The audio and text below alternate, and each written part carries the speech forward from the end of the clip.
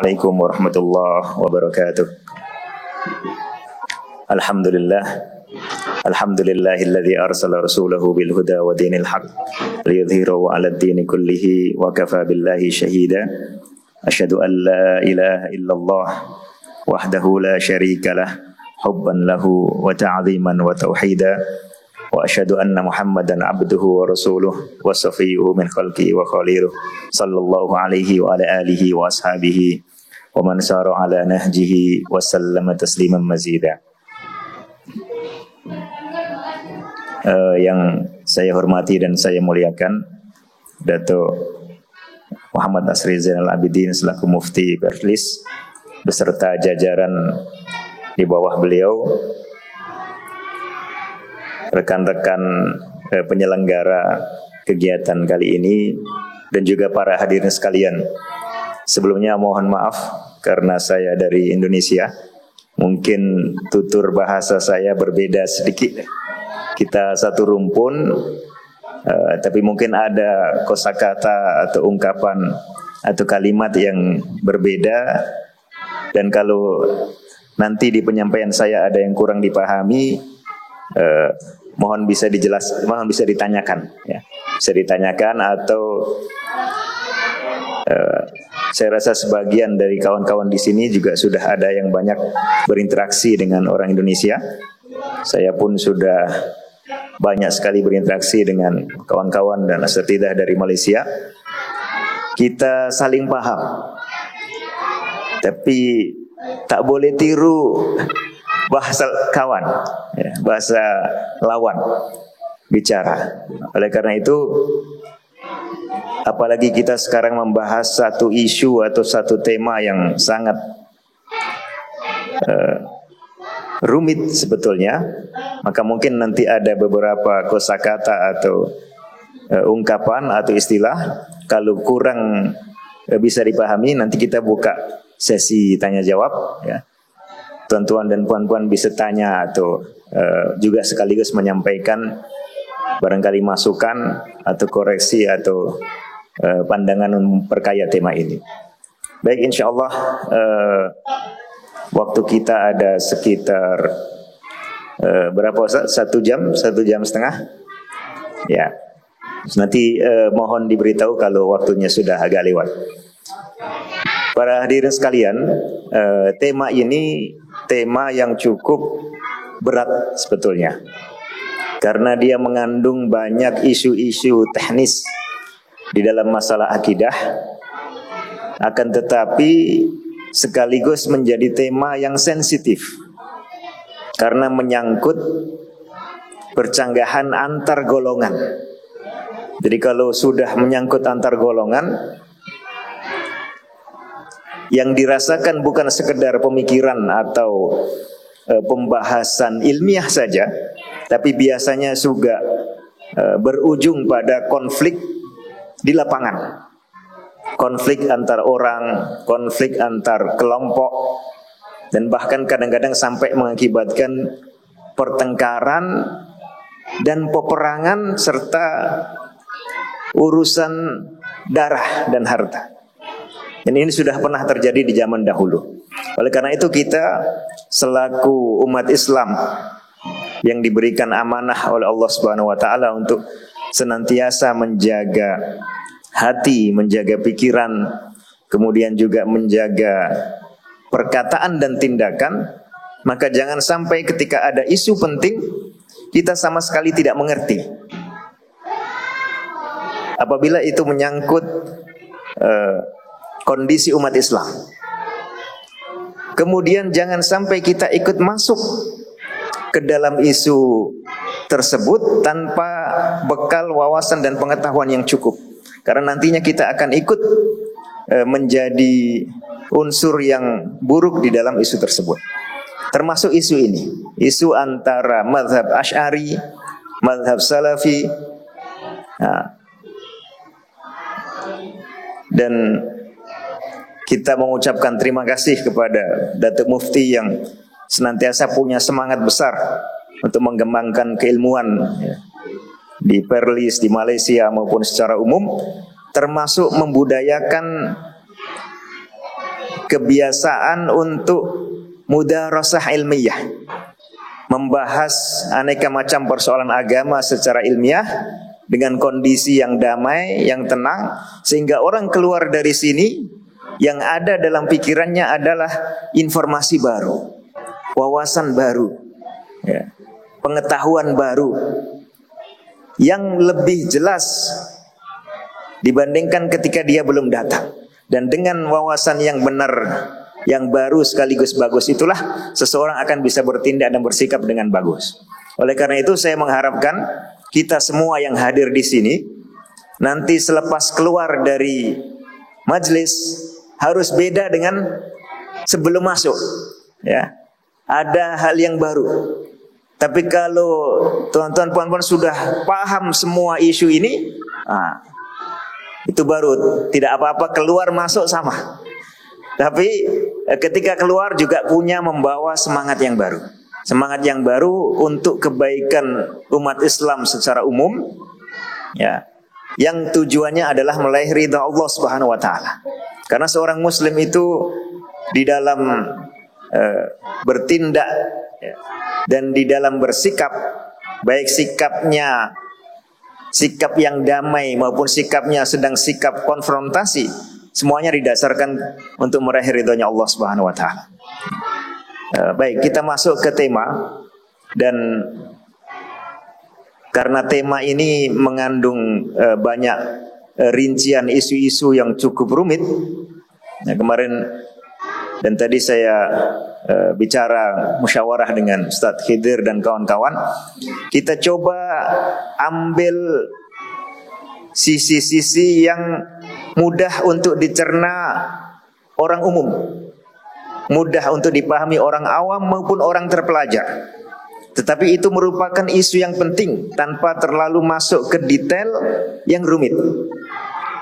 Begitu, sepakat Bapak Ibu ya? Ya, insya Allah kita fokus nanti, karena tema yang diminta dari saya adalah perbezaan antara madhab salafi dan madhab asy'ari. Maka kita fokus nanti menyampaikan perbedaan-perbedaan yang cukup penting tanpa banyak memberikan vonis. Nah, vonisnya berpulang nanti setelah dikaji lebih matang. Tapi kita sekarang fokus untuk mencari perbedaan antara dua madhab ini. Dan sebelum itu perlu kita tahu apa itu madhab salafi, apa itu madhab asy'ari. Lalu baru kita masuk ke membahas perbedaan-perbedaannya. Baik,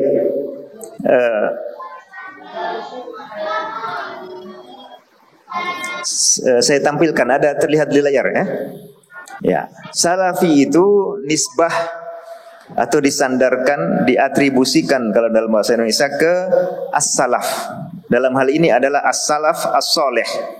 As-salaf artinya orang yang terdahulu, as-soleh artinya yang baik. Nah, kita tahu dalam hadis Rasulullah menyatakan bahwa khairul quruni al-qarnul ladzi bu'itsu fihi, atau khairul quruni qarni, sebaik-baik generasi adalah generasiku. Generasinya Rasulullah yang isinya adalah para sahabat mulia. Tsummal ladzina yalunahum, kemudian generasi setelah mereka.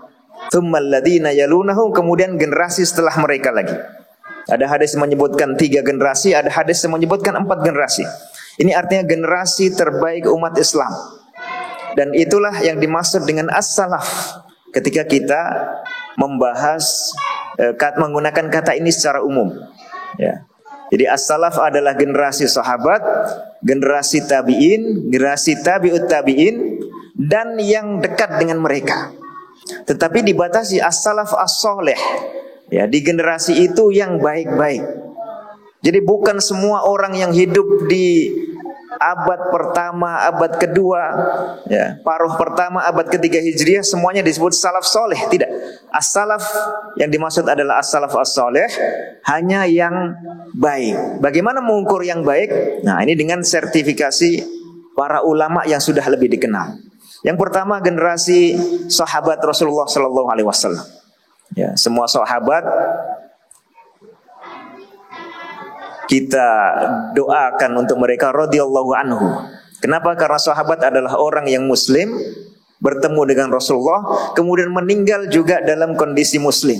Dan mereka memiliki keutamaan yang sangat mulia, khususnya orang-orang yang pertama masuk Islam, kerabat Rasulullah yang dicintai oleh beliau. Kemudian kalangan al-muhajirun, orang yang awal-awal masuk Islam kemudian pergi berhijrah dengan Rasulullah meninggalkan tanah airnya. Lalu al-ansor yang menerima kalangan muhajirin ini dari masyarakat Madinah, dan seterusnya. Ada tingkatan-tingkatan sahabat, tapi secara umum semuanya kita sebut sebagai bagian dari as-salafus saleh. Kemudian yang kedua adalah a'immatut tabi'in, para a'immah tabi'in. Baik mereka anak-anak sahabat maupun orang-orang lain yang berguru dan kadang-kadang berjuang juga bersama sahabat.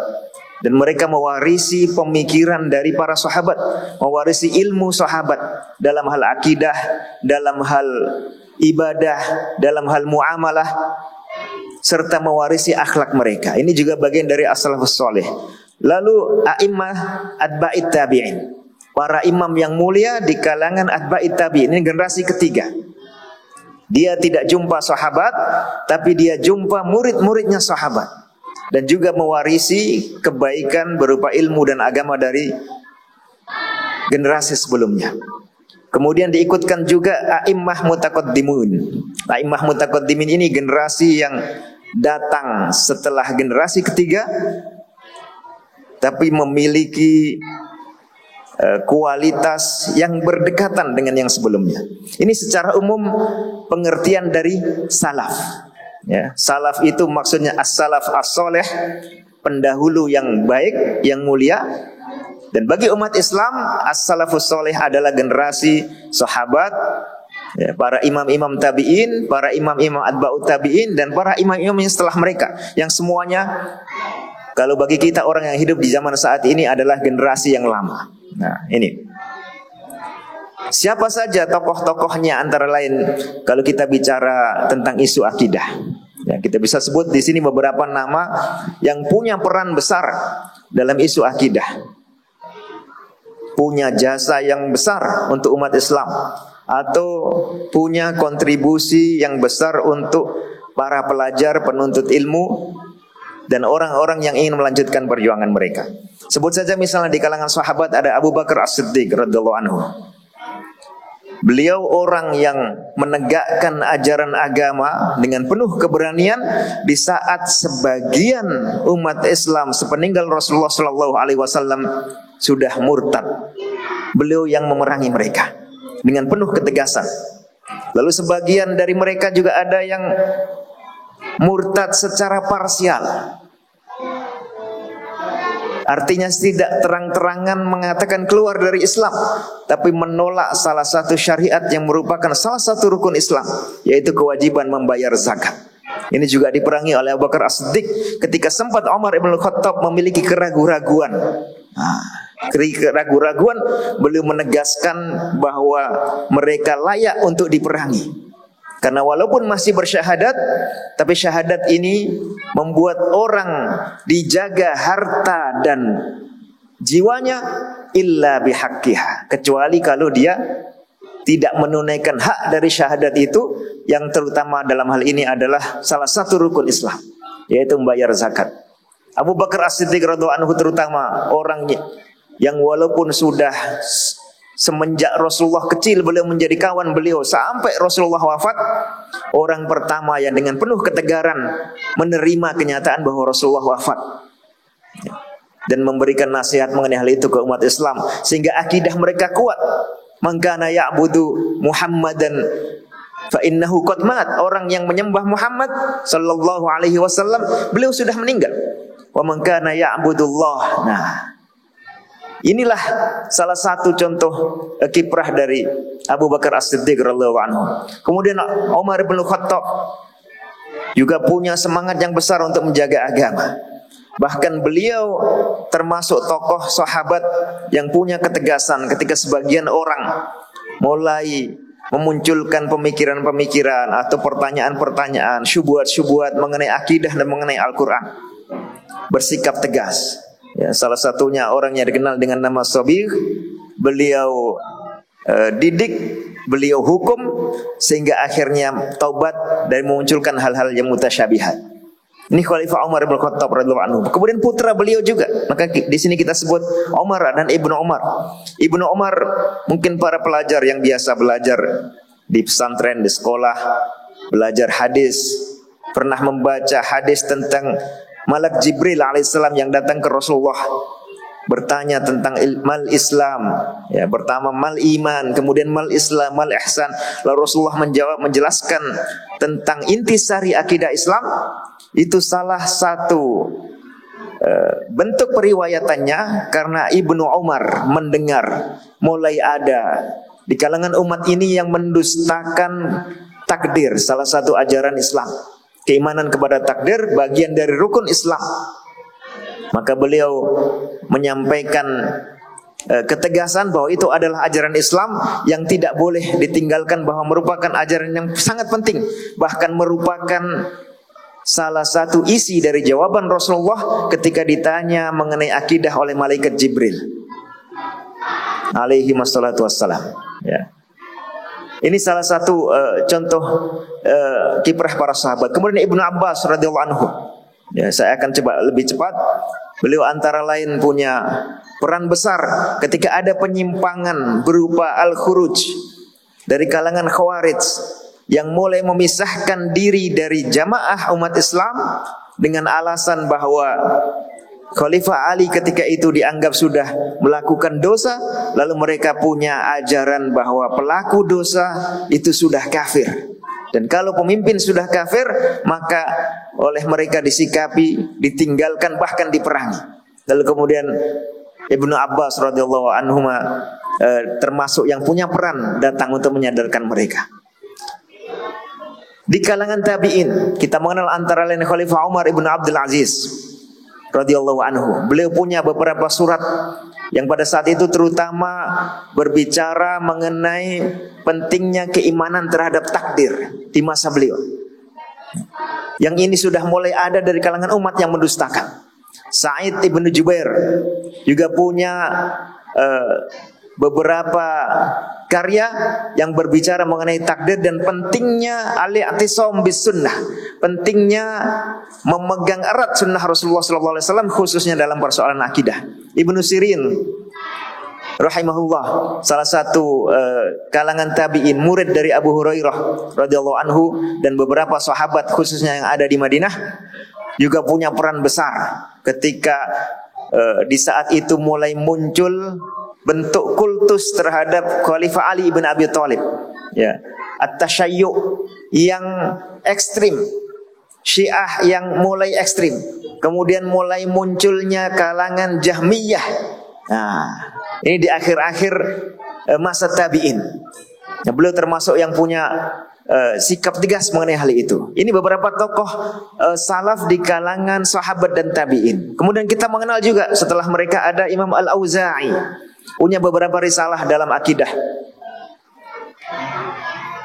yang menegaskan apa itu sunnah yang harus dijaga dalam bidang akidah dan apa penyimpangan yang sudah muncul pada saat itu. Ada Imam Ats-Tsauri, ya, Imam Sufyan Ats-Tsauri, ini imamnya orang Irak. Kalau Imam Auza'i itu imamnya orang Syam. Syam itu sekarang mencakup Suriah, Lebanon, Yordania, Palestina. Ya, Palestina itu termasuk wilayah yang sekarang diaku oleh negara Zionis. Itu semua kawasan Syam dulu menjadi salah satu pusat kekhalifahan setelah Khulafa Rasyidun. Salah satu imam terkenalnya adalah Imam Al-Auza'i, dan beliau punya peran kuat untuk mempertahankan sunnah dan memerangi bid'ah khususnya dalam akidah. Begitu juga Imam Ats-Tsauri. Beliau hidup di Irak. Di Irak kawasan Kufah dan sekitarnya merupakan kawasan yang di situ dulu bermunculan aneka macam penyimpangan dalam hal akidah. Mulai dari munculnya tasyayyu', munculnya rawafid, kemudian munculnya khawarij. Lalu di situ juga muncul penyimpangan-penyimpangan yang lain. Ya, termasuk misalnya di sekitar kawasan Kufah atau masih di Irak, di Basrah muncul kalangan Qadariyah yang mengingkari takdir. Lalu di situ Semakin ke timur mulai muncul penyimpangan-penyimpangan yang lain. Muncul di situ kalangan Mu'tazilah yang dia semi Khawarij, mengatakan bahwa pelaku dosa besar itu memang akan masuk neraka, tetapi ketika dia di alam dunia tidak disebut mukmin, tidak disebut kafir. Tidak dikatakan mukmin, tidak dikatakan kafir. Lalu dikatakan apa? Tidak punya label khusus. Dia adalah fi manzilah baina al-manzilatain. Dia ada di tengah-tengah dua posisi mukmin dan posisi kafir. Ini mulai muncul semenjak murid-muridnya Al-Hasan Al-Basri. Jadi kalangan masih murid-muridnya kalangan tabi'in. Lalu kemudian ditambah dengan penyimpangan-penyimpangan lain dalam Mu'tazilah, penyimpangan mengingkari takdir, penyimpangan mengingkari sifat dan seterusnya. Nah, salah satu tokoh yang semangat untuk memerangi mereka adalah tokoh-tokoh ini. Kemudian juga Ibnul Mubarak, tokoh yang berasal dari wilayah yang lebih timur. Jadi kalau Al-Auza'i di wilayah Syam, Ats-Tsauri timurnya lagi, Ibnul Mubarak di timurnya lagi. Semakin banyak penyimpangan yang beliau rasakan. Tadi saya cerita ada penyimpangan Khawarij dan Syiah itu di awal-awal, masih di eranya para sahabat akhir-akhir. Lalu kemudian muncul penyimpangan terhadap keimanan kepada takdir itu di akhir-akhir sahabat. Di era-era seperti eranya Ibnu Umar, Abdullah Ibnu Umar, Abdullah Ibnu Abbas dan seterusnya. Lalu kemudian muncul lagi penyimpangan Mu'tazilah. Itu sudah di era tabi'in. Lalu setelah itu muncul yang namanya Al-Jahmiyah. Al-Jahmiyah ini satu kelompok yang punya penyimpangan seperti yang sudah dilakukan oleh Al-Jahm ibnu Safwan. Al-Jahm bin Safwan ini salah seorang pemikir dari arah timur, kalau tidak salah dari wilayah Tirmidz. Ya, mungkin sekarang ada di Asia Tengah atau Asia Selatan. Punya 3 penyimpangan besar. Dia punya penyimpangan yang khas Jahmiyah, yaitu mengingkari sifat-sifat Allah, bahkan mengingkari nama-nama dan sifat-sifat Allah semuanya, kecuali mungkin beberapa nama yang lain, dengan alasan sifat itu sama dengan yang ada pada manusia. Lalu kemudian punya penyimpangan dalam hal masalah keimanan. Kalau tadi Khawarij mengatakan orang yang melakukan dosa besar itu kafir, kemudian Mu'tazilah mengatakan orang yang melakukan dosa besar itu tidak mukmin, tidak kafir, tetapi akan masuk neraka dan tidak bisa diberi syafaat. Maka ada juga kalangan yang menjadi lawan mereka, yaitu Murji'ah, yang mengatakan bahwa pelaku dosa besar itu masih mukmin sempurna. Karena keimanan itu tidak bisa bertambah, tidak bisa berkurang bagi kalangan Murji'ah.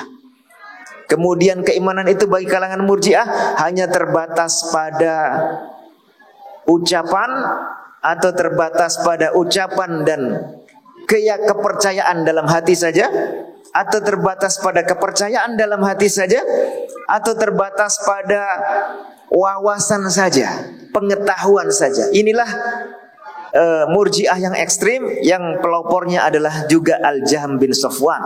Jadi dia menganggap bahwa iman itu tahu.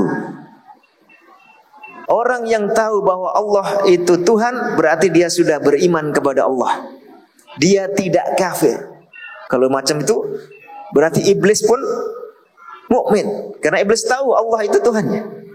Nah, ini konsekuensi dari Murji'ah yang ekstrim.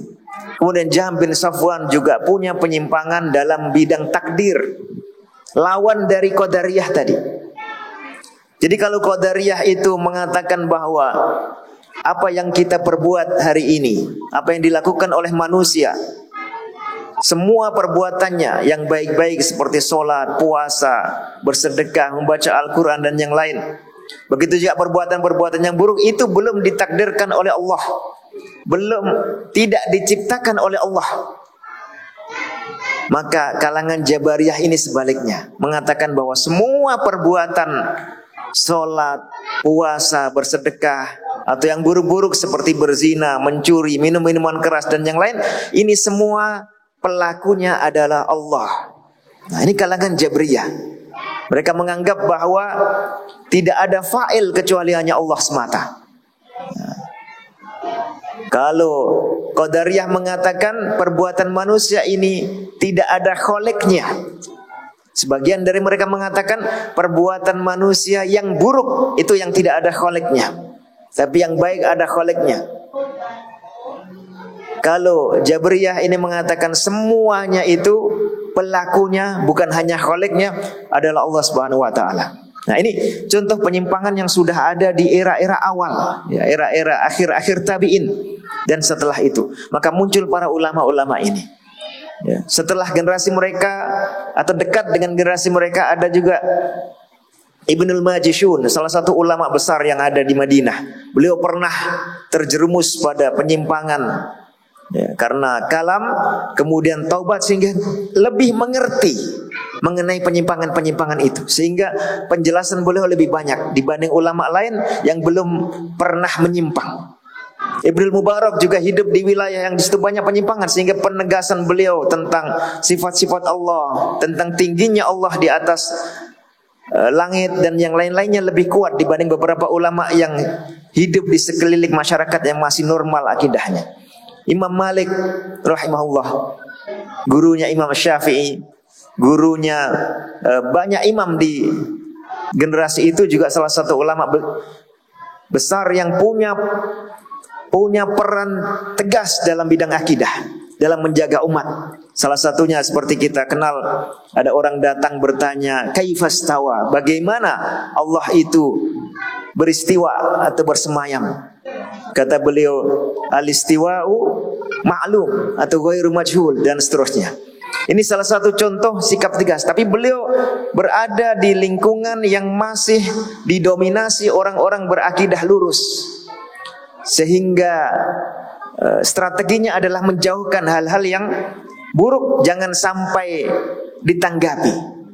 Beda halnya dengan ketika seseorang ulama itu hidup di wilayah yang sudah banyak penyimpangan, maka dia akan lebih getol untuk menghadapinya secara lebih rinci. Imam Asy-Syafi'i rahimahullah, salah satu murid Imam Malik, juga punya sikap yang tegas terhadap penyimpangan-penyimpangan tadi, ya. Dan beliau sudah menyampaikan beberapa ajaran akidah yang diriwayatkan sampai sekarang. Lalu kemudian Imam Ishaq Ibnu Rahuyah atau Ibnu Rahway, Ishaq Ibnu Ibrahim, ini salah satu juga imam besar di masa itu, juga dari wilayah timur. Kalau Imam Syafi'i, beliau lebih sering hidupnya di wilayah barat, di Mekah, di Madinah, pernah juga ke Irak lebih dari sekali. Kemudian akhirnya pergi ke wilayah Mesir. Kalau Imam Ishaq, kemudian setelahnya Imam Ahmad bin Hanbal, ini lebih sering di wilayah timur, wilayah yang sangat banyak penyimpangan. Nah, Imam Ahmad ini salah satu bintangnya Ahlus Sunnah wal Jamaah, salah seorang imam mutaqaddim, imam terdahulu, ya, yang juga penerus dari 3 generasi pertama, sahabat, tabi'in dan atba'ut tabi'in, dan menjadi ikonnya Ahlus Sunnah wal Jamaah. Karena beliau punya jasa besar ketika saat itu Daulah Abbasiyah, ya, di masa Al-Ma'mun, Al-Mu'tasim, ya. Di masa-masa itu ketika mulai ada penyimpangan akidah mengenai sifat-sifat Allah, yang penyimpangan itu sudah masuk ke wilayah penguasa, bahkan dijadikan penguasa sebagai akidah resmi untuk menguji bahkan para ulama. Lalu kemudian yang tidak sesuai dengan mereka dipersekusi. Tentang paham apa persekusi, ya, dihimpit dengan kekerasan. Lalu tampillah Imam Ahmad tegas. Beliau tidak memberontak, merusak tatanan kekhalifahan yang secara umum masih menerapkan syariat Islam, tapi beliau punya sikap tegas untuk tidak mau menerima penyimpangan akidah. Oleh karena itu beliau diibaratkan layaknya seperti Khalifah Abu Bakar As-Siddiq ketika sebagian masyarakat di lingkungan Islam itu melakukan kemurtadan, maka beliau termasuk ulama pahlawan yang tegas memperjuangkan akidah salaf as-soleh di saat ada penyimpangan, termasuk ketika penyimpangan itu dikeluarkan dengan undang-undang oleh penguasa, tapi dengan tetap menjaga stabilitas umat supaya tidak rusak.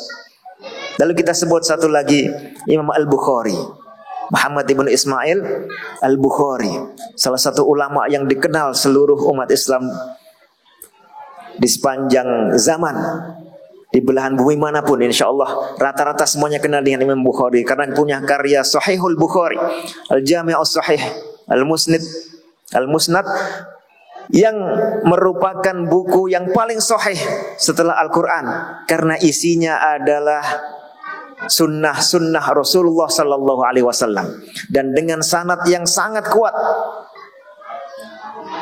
dari beliau sampai ke Imam Al-Bukhari, sehingga menjadi satu referensi yang sangat penting.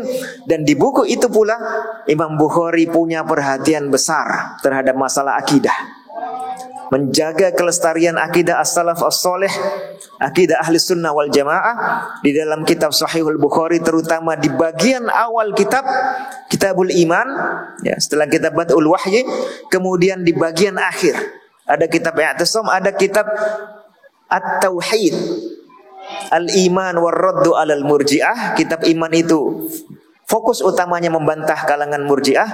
Adapun kitab At-Tauhid ini fokus utamanya membantah kalangan Jahmiyah yang mengingkari sifat-sifat Allah yang ditetapkan dalam Al-Quran dan Sunnah serta menjadi ijma' para ulama. Beliau juga punya kitab khusus dalam bidang akidah di luar Sahih Bukhari, di luar Al-Jami' As-Sahih, yaitu Khalqu Af'alil Ibad. Di situ juga ada bantahan terhadap kalangan Jahmiyah, terhadap kalangan Qadariyah, terhadap beberapa penyimpangan yang dilakukan oleh generasi-generasi setelah sahabat yang tadi sudah kita ceritakan, termasuk penyimpangan berupa Al-Jabr, ajaran lawan dari kalangan Qadariyah. Nah, saya lihat jam dulu. Ya, insya Allah saya percepat sedikit supaya kita buka nanti sesi tanya jawab. Ya, ini beberapa tokoh salaf dalam isu akidah. Jadi kalau kita ditanya, kalau kita mengaku atau ada orang mengaku sebagai salafi, tanyakan siapa imamnya. Ini contoh-contohnya. Dari kalangan sahabat, dari kalangan tabi'in, dari kalangan atba'ut tabi'in, dari kalangan a'immah mutaqaddimin, serta para tokoh yang melanjutkan mereka. Kita sebut singkat tokoh-tokoh yang melanjutkan mereka. Ya. Dari generasi ke generasi, mungkin sampai di abad ke-8 Hijriah, ada Imam Ad-Darimi, Utsman ibn Sa'id, ya, murid dari Imam Ishaq bin Rahuyah yang tadi sudah kita ceritakan. Dan juniornya Imam Ahmad ibn Hanbal. Kemudian ada Imam Ibnu Qutaibah yang juga punya beberapa karya di bidang akidah, dan beliau ini terkenal sebagai khatibu ahli sunnah, sebagai ahli sastra dan ahli retorikanya ahlu sunnah wal jamaah karena kekuatan bahasa beliau. Ada Abu Hatim Ar-Razi, ini satu angkatan atau lebih muda sedikit dari Imam Al-Bukhari, ya. Itu dari ulama akidah sekaligus ulama hadis di wilayah Khurasan. Beliau punya kawan namanya Abu Zur'ah Ar-Razi. Keduanya pernah ditanya oleh Ibnu Abi Hatim Ar-Razi mengenai akidah Ahlussunnah wal Jamaah, lalu mereka mendiktekan dikenal dengan Aqidatur Raziyain. Imam At-Tabari, penulis tafsir At-Tabari, Imam Abu Ja'far At-Tabari ini punya juga karya dalam bidang akidah dan sering membahas persoalan akidah ini dalam kitab tafsirnya. Ibnu Khuzaimah, Imamul A'immah, salah satu ulama besar di dalam madhab Syafi'i dan juga merupakan salah satu murid Imam Al-Bukhari, punya kitab At-Tauhid yang menjelaskan sifat-sifat Allah dan bagaimana memahaminya dengan benar. Imam Al-Malati, Abul Husain Al-Malati, salah satu ulama yang juga punya perhatian besar terhadap isu akidah dan punya sorotan terhadap sekte-sekte atau firqah-firqah dalam bidang akidah. Ibnu Mandah, salah satu ulama besar, secara umum maupun kadang digolongkan sebagai bagian dari mazhab Hambali, ya, juga punya beberapa bantahan terhadap penyimpangan dalam bidang akidah. Lalu Al-Lalaka'i, penulis Syarh I'tiqad Ahli Sunnati wal Jamaah, buku yang sangat tebal yang di situ isinya banyak nukilan akidah dari generasi sebelumnya. Ibnu Abdul Bar Al-Maliki. Ya. Ini salah satu ulama besar dari wilayah barat, dari wilayah Maroko dan sekitarnya. Kemudian Imam Al-Baghawi, ya, yang punya Syarh Sunnah. Kemudian As-Silafi, ini Abu Thahir As-Silafi, salah satu ulama rujukan penting dalam periwayatan aneka macam sanad hadis, sanad kitab-kitab dan yang lainnya. Punya beberapa bait-bait syair yang menjelaskan akidahnya, termasuk mendaftar siapa-siapa tokoh penyimpangan akidah sepanjang zaman. Kemudian Abdul Ghani Al-Maqdisi, salah satu ulama di mazhab Hambali, yang beliau wafat di penghujung abad ke-6 Hijriah, sebelum abad ke-7. Salah satu tokoh yang juga sempat dipersekusi akibat konflik antara Salafi dan Asy'ari di masanya. Dan beliau punya karya dalam bidang akidah, Al-Iqtisad fil I'tiqad, sangat kuat ingin menjaga tradisi dari as-salaf as-saleh, tidak memasukkan pemikiran-pemikiran baru yang tidak sesuai dengan ajaran mereka. Ibnu Qudamah Muwafaquddin, salah satu tokoh terbesar dalam mazhab Hambali sepanjang sejarah, juga punya bantahan, punya karya-karya banyak yang membantah penyimpangan, khususnya dalam persoalan tingginya Allah di atas arsy dan dalam persoalan kalamullah, persoalan bahwa Al-Quran itu adalah kalamullah dan bukan makhluk. Kemudian Ibnu Taimiyah rahimahullah, Ahmad Ibnu Abdul Halim Ibnu Abdus Salam, yang sangat terkenal, dan beliau hampir semua sekte penyimpang dalam bidang akidah punya kitab tertentu untuk membantah mereka, baik dari kalangan mutakallimin, dari kalangan falasifah, ya, dari kalangan batiniyah, dari kalangan Rafidhah dan yang lainnya. Lalu juga Ibnu Zahabi, Imam Syamsuddin Az-Zahabi, salah satu ulama hadis, ulama sejarah yang juga punya perhatian besar terhadap akidah dan sering sekali menyarankan pembaca karya-karyanya untuk merujuk kepada as-salaf as-saleh, karya-karya as-salaf as-saleh. Bahkan beliau punya semangat untuk menjauhkan masyarakat dari pembahasan-pembahasan baru yang kurang penting, yang tidak menjadikan seseorang itu aman akidahnya. Ini beberapa contoh tokoh penerus mazhab salafi. Jadi kalau kita tadi sudah sampaikan beberapa contoh salaf, kemudian inilah penerus dari mereka antara lain, ya. Oke, kita masuk ke poin yang kedua. Sebelum itu, ini beberapa contoh gambaran, ya, buku-buku yang menjelaskan akidah as-salafus saleh. Khalqu Af'alil Ibad karya Imam Bukhari, Aqidatur Raziyan karya Abu Hatim dan Abu Zur'ah riwayat Ibnu Abi Hatim, Kitabut Tauhid karya Imam Ibnu Khuzaimah, Ar-Risalah ini punya Ibnu Abi Zaid Al-Qayrawani, salah satu ulama fikih Maliki yang menulis buku fikih didahului dengan pendahuluan akidah. Di situ menegaskan akidah salafus saleh, ya. Seperti bahwa Allah Subhanahu wa taala wa innahu mustawina 'alal 'arsyil majid bidzatihi, misalnya. Ada penegasan-penegasan baru yang bukan sebuah bid'ah, tapi menegaskan apa yang sebelumnya sudah terkenal di kalangan ulama Ahlussunnah wal Jamaah. Al-Fatwa Al-Hamawiyah atau Al-Futhiyah Al-Hamawiyah, ini karya Ibnu Taimiyah yang salah satunya menjadi sebab beliau dipenjara. Padahal kalau kita baca isi kitab ini, dominasinya mayoritas adalah kutipan dari para ulama-ulama terdahulu, dari kalangan Ahlus Sunnah dan yang berafiliasi dengan mereka, termasuk kutipan dari kalangan mutakallimin, dari kalangan mutasawwifin yang sesuai dengan akidah as-salafus saleh. Al-Ibanah Ibnu Battah Al-Akbari, salah satu kitab besar, dan beliau punya ringkasannya Al-Ibanah As-Sughra juga, yang mengutip banyak sekali pernyataan-pernyataan ulama mutaqaddimin dan as-salafus saleh mengenai akidah. Aqidatus salaf wa ashabil hadis atau ashabil hadis. Ini karya Imam Abu Utsman As-Sabuni, salah satu ulama besar di dalam madhab Syafi'i, yang juga menjelaskan dari judulnya sudah kita tahu ini Aqidatus salaf wa ashabil hadis. Kemudian Syarah Al-Aqidah At-Tahawiyah. At-Tahawiyah itu matan kecil dalam madhab Hanafi karya Imam Abu Ja'far At-Tahawi, masih kerabatnya Imam Al-Muzani, muridnya Imam Asy-Syafi'i. Lalu syarah terbaiknya disyarah oleh Ibnu Abdul Aziz Al-Hanafi. Ya, ulama yang datang setelah eranya Ibnu Taimiyah dan Az-Zahabi, bahkan setelah eranya Ibnu Katsir, menjelaskan rincian yang benar sesuai dengan as-salafus saleh. Tajridut Tauhid al-Mufid ini karena Imam Al-Makrizi, salah satu ulama sejarah di Kairo, di Mesir, yang di situ fokus terhadap persoalan tauhid, khususnya tauhid ibadah, yang ini banyak dilupakan pembahasannya dalam buku-buku mutakallimin. Lalu saya sebutkan satu contoh lagi, Ma'arijul Qabul, karya ulama baru beberapa waktu yang lalu, Syekh Hafidz Al-Hakami, yang membuat satu nazam syair ya, sekitar 300 bab, 300 bait, kemudian disyarah dengan Ma'arijul Qabul, mencakup hampir semua pembahasan akidah. Jadi ini saya sebutkan karena salah satu kitab yang menyeluruh.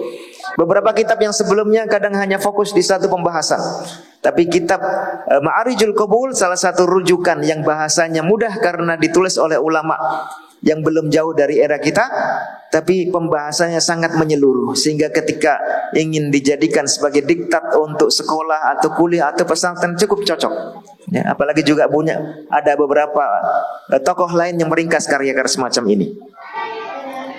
Baik, saya lanjutkan sekarang poin yang kedua, at-ta'rif bil al-madhhabil asy'ari ya, sama seperti tadi tapi saya insyaallah akan lebih cepat.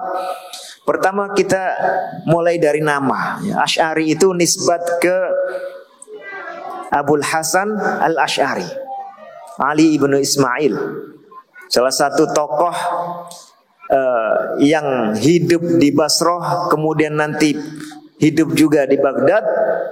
Tokoh ini lahir di sebuah keluarga ya, yang pimpinannya adalah seorang Mu'tazilah terkenal, Abu Ali Al-Jubba'i, bapaknya Abu Hashim Al-Jubba'i. Dan mayoritas sejarawan sepakat termasuk dari kalangan Asy'ariyah bahwa beliau sempat sekitar 40 tahun, mungkin menghitungnya semenjak kecil, hidup sebagai seorang Mu'tazilah atau hidup dalam lingkungan Mu'tazilah, lalu memisahkan diri dari mereka, menolak pemikiran Mu'tazilah, kemudian berafiliasi dengan Ahlus Sunnah wal Jamaah, atau dalam bahasa beliau berafiliasi dengan Ahlus Sunnah wal Hadis, sehingga belajar kepada Zakaria As-Saji. Beliau menerima banyak sekali pengajaran tentang akidah Ahlul Hadis, yaitu akidah As-Salafus Saleh. Lalu beliau tuangkan itu antaranya dalam bukunya Maqalat Al-Islamiyyin. Tapi masih ada sisa-sisa beberapa pemikiran ketika era Mu'tazilah maupun pemikiran baru yang mengkantar Mu'tazilah, tapi pergi dari satu ekstrim ke ekstrim yang lain. Pergi dari ekstrim kanan ke ekstrim kiri. Pergi dari ekstrim Qadariyah ke ekstrim Jabariyah. Lalu di akhir hayatnya juga beliau belajar lagi dengan ulama-ulama di Baghdad ya, khususnya dari kalangan Hanabilah, sehingga menulis buku Al-Ibanah an Usulid Diyanah. Ini Abul Hasan Al-Asy'ari yang dikenal sebagai orang yang taubat dari Mu'tazilah dan berafiliasi dengan Ahlus Sunnah wal Jamaah. Tapi dalam beberapa isu dinilai ada beberapa hal yang berbeda dengan Ahlul Hadis. Bukan karena sengaja berbeda lalu membuat konfrontasi, tapi memang seseorang yang punya semangat ya, dia ingin melangkah barangkali 100 meter, bisa jadi hanya sampai 50 meternya, atau bisa jadi hanya sampai 70 meternya, atau bisa jadi ada salah referensi, seperti ketika mereferensikan Ibnu Kullab ya, Abdullah bin Sa'id Ibnu Kullab, yang dikenal sebagai salah satu tokoh yang juga berafiliasi dengan Ahlus Sunnah wal Jamaah, tapi punya beberapa pemikiran yang bermasalah terkait dengan perbuatan Allah Subhanahu wa taala dan terkait dengan status Al-Qur'an atau kalamullah, dan ditahdzir umat ini dari beliau antaranya oleh Imam Ahmad Ibnu Hanbal. Nah, beberapa pemikiran Ibnu Kullab ini masuk ke dalam pemikiran Al-Asy'ari. Kalau kita baca pada konsep beliau tentang fi'il dan maf'ul ya, kadang-kadang lebih ekstrim daripada konsepnya Ibnu Kullab. Lalu kita baca konsep beliau terkait dengan Al-Quran. Apakah Al-Quran itu kalamullah? Semuanya sepakat kalamullah. Tapi kalamullah ini apa? Apakah kalamullah itu hanya makna saja? Ataukah kalamullah itu juga ungkapan-ungkapan? Bismillahirrahmanirrahim, kalamullah. Alhamdulillahi rabbil alamin, ungkapan ini adalah kalamullah. Ataukah yang merupakan kalamullah hanya maknanya saja? Kemudian maknanya ini banyak ataukah satu? Kemudian maknanya ini bersifat baru ataukah lama? Ini ada isu-isu yang agak detail, tapi disitulah salah satu sebab kenapa muncul yang namanya al-madhab al-Asy'ari. Jadi walaupun Imam Abu Al-Hasan Al-Asy'ari ini punya afiliasi ke Ahlus Sunnah wal Jamaah dan menghendaki untuk mengikuti para imam Ahlus Sunnah wal Jamaah, bahkan konon beliau datang ke Imam Al-Barbahari untuk menyampaikan kitab Al-Ibanah, untuk menunjukkan kecocokan beliau dengan Ahlus Sunnah wal Jamaah, khususnya juga ke murid-murid dan pengikut Imam Ahmad. Tapi kemudian beberapa pemikiran yang masih bermasalah ini mengkristal, ya, dikembangkan oleh beberapa pengikutnya sehingga menjadi berbeda jelas dengan ahlul hadis. Lalu ada konfrontasi, ada perdebatan. Itu yang akan kita bahas pada perbedaan-perbedaan. Ya. Kalau secara umumnya kita bisa bagi kalangan Asy'ariyah mulai dari Abul Hasan Al-Asy'ari sampai era belakangan, itu ada 4 fase. Pertama fase mutaqaddimin, ya, nanti kita sebut siapa orang-orangnya yang masih dekat dengan keotentikan pemikiran Abul Hasan Al-Asy'ari. Lalu fase pengaruh Mu'tazilah, mulai ada hal baru masuk ke dalam mazhab Asy'ari. Diakibatkan pengaruh dari Mu'tazilah atau dari ajaran yang sama dengan ajaran Mu'tazilah. Kemudian muncul lagi pengaruh dari filsafat belakangan. Kemudian baru ada fase pembakuan ajaran, di mana ajaran sebuah mazhab ditulis dengan rapi, dikatakan inilah mu'tamadnya mazhab Al-Asy'ari. Itu era belakangan. Tokoh-tokohnya antara fase mutaqaddimin ini adalah Al-Baqillani, Al-Qadhi Al-Baqillani, tokoh yang punya mulai masuk pengaruh Mu'tazilah itu. Ikonnya adalah Abul Ma'ali Al-Juwaini. Kemudian fase pengaruh filsafat ini Abu Abdullah Ar-Razi. Kemudian fase pembakuan ajaran ini oleh As-Sanusi atau As-Sinnausi, ya, dengan beberapa karya beliau. Kita lihat secara ringkas juga tokoh-tokoh Asy'ariyah yang cukup berpengaruh. Kalau sebelum Asy'ariyah tadi proto itu artinya generasi yang mendahului.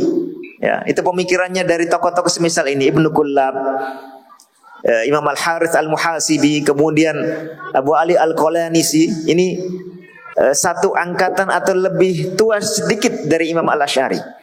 Kemudian tokoh di dalam mazhab Asy'ariyah itu yang menjadi rujukan utama, ya, yang di situ kita ketahui isi dari mazhab Asy'ari. Nah, terutama ini Al-Asy'ari, kemudian Al-Qadhi Abu Bakar Ibn Thayyib Al-Baqillani, ya. Ini salah satu tokoh Asy'ariyah terbaik sepanjang zaman. Kemudian Ibnu Furaq, ya, Abu Bakar Ibnu Furaq dari wilayah timur, masih kalangan mutaqaddimin, ya. Lalu kemudian Abdul Qadir Al-Baghdadi, ya, kurang punya pengaruh merata ke perjalanan madhab, tapi punya kitab-kitab yang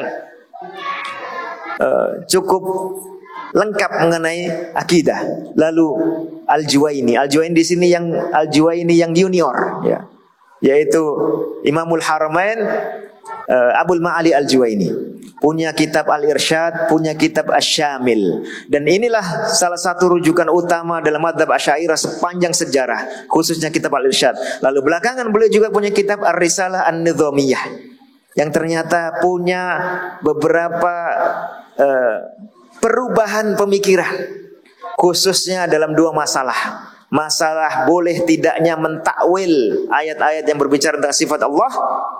Kalau di Al-Irsyad dan Asy-Syamil beliau menganjurkan, bahkan setengah mewajibkan. Kalau di Risalah Nidhamiyah ini mengharamkan. Lalu kemudian punya rujuk, atau berubah pemikirannya dalam masalah takdir, dan menyerukan tidak usah kita taklid, ya. Mudahnya itu tidak usah kita taklid dengan pimpinan madhab kita Abul Hasan Al-Asy'ari, ya. Tapi harus berani memberikan koreksi dalam persoalan tentang takdir Allah. Apakah hamba itu adalah pelaku dari perbuatannya atau bukan? Apakah kemampuan hamba dalam berbuat itu punya pengaruh atau tidak? Ada kesan langsung atau tak? Nah, ini Di situ beliau terang-terangan berbeda dengan Asy'ariyah dalam masalah takdir. Padahal ini salah satu masalah yang khas sekali dalam mazhab Al-Asy'ari. Ya, masalah teori kasab Al-Asy'ari. Kemudian Al-Ansari, ya. Al-Ansari ini muridnya Al-Juwaini, ya. Dan juga yang mensyarah kitab Al-Irsyad, ya. Kemudian Al-Ghazali juga salah satu murid Al-Juwaini, tapi lebih punya independensi. Beliau punya beberapa kitab akidah yang khas Asy'ariyah, ya. Satu kitab matan ringkas yang dimasukkan dalam Ihya Ulumuddin. Kemudian punya juga Al-Iqtisad fil I'tiqad. Lalu belakangan beliau juga menulis Iljamul Awam an Ilmil Kalam, ingin menjauhkan ilmu kalam yang sudah diperjuangkan tadi dari kalangan awam. Artinya cukup dia diibaratkan obat yang kalau diberikan kepada orang sehat justru akan membuatnya sakit. Obat ini hanya diberikan kepada orang yang sakit, itu pun diberikan dalam kadar yang singkat. Dan Al-Ghazali ini salah satu tokoh pertama dalam mazhab Asy'ari yang secara rinci mengkonsepkan metode tafwid dalam sifat-sifat Allah Subhanahu wa taala. Ya, yang sudah disinggung oleh gurunya Al-Juwaini dalam Risalah Nizamiyah, tapi kemudian rincinya secara tegas dilakukan oleh Al-Ghazali dalam Iljamul Awam. Lalu Asy-Syahrastani, Abul Fath, ini murid dari Al-Ansari, Abul Qasim Al-Ansari yang merupakan muridnya Al-Juwaini. Punya beberapa karya yang lebih independen. Ya. Beliau punya karya Nihayatul Iqdam fi Ilmil Kalam. Lalu punya buku juga yang membantah kalangan falasifah. Lalu kemudian punya buku Al-Milal wan Nihal yang menjelaskan aneka banyak sekte, terlepas dari tingkat keakuratannya ketika menyampaikan pandangan para sekte. Tapi ini salah satu tokoh yang punya pengaruh besar. Dan salah satu pemikiran Asy-Syahrastani yang bagus dalam mazhab Asy'ariyah adalah pemikiran beliau bahwa seorang manusia mengenal Allah Subhanahu wa taala itu tidak harus melalui dalil. Tapi sudah cukup dengan fitrah dia bisa mengenal Allah Subhanahu wa taala, sehingga tidak tertuntut harus melakukan nazar atau analisa untuk sampai pada kesimpulan baru kemudian beriman. Nah, ini sesuatu yang unik dalam mazhab Asy'ariyah, karena umumnya kalangan Asy'ariyah mengatakan bahwa pengetahuan terhadap Allah itu tidak badihi, tidak otomatis, tidak fitri, tapi harus dihasilkan dengan usaha berupa nazar atau analisis. Kalau tidak ada analisis, berarti dia hanya taklid akidahnya. Lalu nanti kita sebut di bagian akhir, ya, As-Sanusi ini termasuk tokoh yang menganggap bahwa beriman karena taklid itu tidak sah. Kalau orang beriman imannya tidak sah, berarti apa status dia? Kafir. Ya. Oleh karena itu As-Sanusi menulis banyak buku untuk mengajari umat Islam menurut versi dia agar mengenal akidah berdasarkan dalil, supaya imannya sah, supaya mereka tidak masuk neraka. Maka punya buku Al-Kubra, ya, Al-Aqidah Al-Kubra. Ini julukannya. Tidak cukup diringkas menjadi Al-Wusta, kemudian menjadi As-Sughra, kemudian menjadi Sughra. Kemudian juga ada Aqidatun Nisa wal Wildan, akidah untuk kalangan ibu-ibu dan anak-anak kecil yang mudah dipahami oleh kalangan awam. Untuk apa? Karena semangat jangan sampai mereka tahu akidah hanya taklid, bukan berdasarkan dalil. Karena anggapan bahwa kalau hanya berdasarkan taklid atau tidak berdasarkan dalil, akidahnya tidak sah, imannya tidak sah, dan konsekuensinya sangat berat. Padahal akidah ini sudah dikenal sejak zaman Rasulullah Shallallahu Alaihi Wasallam. Secara fitrah manusia sudah mengenal Allah dan seterusnya. Kalau orang sudah tahu dan yakin, lalu keyakinan dan pengetahuan itu sudah sesuai dengan kenyataan, maka tidak perlu dituntut untuk berdalil, apalagi dituntut untuk menganalisis, apalagi dituntut untuk ragu terlebih dahulu supaya mencari dalil. Kita semua misalnya tahu bahwa kita ini ada, ya, kita tahu bahwa kita ini ada tanpa dalil, karena ini sudah kita rasakan langsung. Dan yang diperlukan dalil itu adalah sesuatu yang memang belum diketahui secara meyakinkan. Kita ada juga Ibnul Arabi, murid dari Al-Ghazali. Beliau salah satu ulama di kalangan timur, di kalangan barat ya, dari wilayah Maroko dan sekitarnya. Ada Abu Abdullah Ar-Razi, salah satu tokoh konseptor besar dalam madzhab Asy'ariyah, yang bersikap kritis. Tidak hanya menerima begitu saja ajaran dari mutaqaddimin, ajaran dari Al-Juwaini, tapi mengkritisi argumentasi mereka satu demi satu. Yang kadang-kadang keterlaluan kritisnya sampai sesuatu yang sudah meyakinkan pun beliau ragukan. Al-Amidi juga mirip. Abul Hasan Al-Amidi ini salah satu tokoh pemikir Asy'ariyah yang sangat kritis. Kalau kita baca beberapa buku beliau, apa yang ditulis atau disampaikan oleh Al-Asy'ari, disampaikan oleh Al-Juwaini, semuanya rata-rata beliau kritisi. Lalu kadang-kadang tidak ada lagi yang diterima, sehingga beliau mengajukan argumentasi baru. Argumentasi baru itu belum tentu lebih kuat daripada yang sebelumnya. Nah, ini persoalannya. Karena itu Al-Amidi dikenal sebagai tokoh yang sering tawakuf, sering abstain, tidak punya sikap tegas. Jadi ternyata kadang-kadang seseorang ketika mendalami kalam, dan bukan kadang-kadang ya, sering dia menemukan argumentasi pihak yang ini dengan yang ini berbenturan, sehingga sulit bagi dia mengambil keputusan. Biasanya dua-duanya memang keliru. Yang benar adalah pilihan yang ketiga. Lalu Al-Baydawi ya, ini masih satu haluan dengan Ar-Razi. Kemudian Al-Iji ya, punya kitab terkenal Al-Mawaqif, yang kemudian ketika disyarah dia menjadi kitab, salah satu kitab induk kalangan belakangan madzhab Asy'ari, tapi tidak memiliki banyak penambahan opini baru selain yang sudah disampaikan oleh kalangan mutaqaddimin, kalangan yang sudah terpengaruh Mu'tazilah, dan kalangan yang sudah terpengaruh falasifah. Nah, saja Al-Iji dikenal punya keunikan dalam madzhab Asy'ari. Beliau mengatakan bahwa kalamullah itu ada hurufnya. Kalamullah yang sifat Allah itu ada hurufnya. Ini sesuatu yang unik dalam madzhab Asy'ari. Bahkan beliau berusaha menisbatkan itu kepada Abul Hasan Al-Asy'ari sendiri sebagai salah satu qaul dari dua qaulnya. As-Sanusi yang tadi sudah kita bahas ya. Ada yang membacanya As-Sinnausi. Kemudian Al-Bajuri ini salah seorang tokoh belakangan ya, salah seorang syekh dari Al-Jami' Al-Azhar atau masjid atau Universitas Al-Azhar. Beliau antara lain mensyarah beberapa kitab akidah termasuk kitabnya As-Sanusi ya, dan punya beberapa perbedaan dengannya. Oleh karena itu kalau kita ingin melihat bagian akhirnya perjalanan madzhab Asy'ari, kita antara lain bisa mengambil karya-karya dari dua tokoh ini, As-Sanusi dan Al-Bajuri rahimahullah. Nah, sekarang yang terakhir. Sebelum itu kita tampilkan beberapa contoh referensi ya. Ini Al-Luma' karya Abul Hasan Al-Asy'ari, salah satu kitab yang awal beliau tulis ketika keluar dari Mu'tazilah. Ini Al-Luma' As-Saghir, ada lagi Al-Luma' Al-Kabir. Al-Luma' ini juga sudah disyarah oleh Al-Baqillani. Ya, di situ masih jelas kentara konsep kasabnya, kemudian jelas kentara konsep fi'il dengan fa'il dan seterusnya. Al-Ibanah an Usulid Diyanah juga kitabnya Al-Asy'ari. Al-Insaf karya Al-Baqillani, Al-Irsyad karya Al-Juwaini, ya, Al-Iqtisad fil I'tiqad ini karya Al-Ghazali, Nihayatul Iqdam Asy-Syahrastani, murid dari muridnya Al-Juwaini, Kitabul Arba'in fi Usuluddin ini karya Ar-Razi, Abkarul Afkar ini salah satu karya besar punya Abul Hasan Al-Amidi, Aqidatu Ahli Tauhid ini As-Sanusiyah Al-Kubra ya.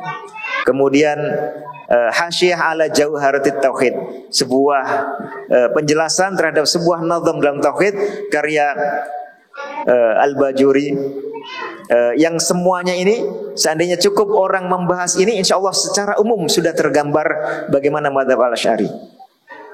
Waktu habis, Ustaz?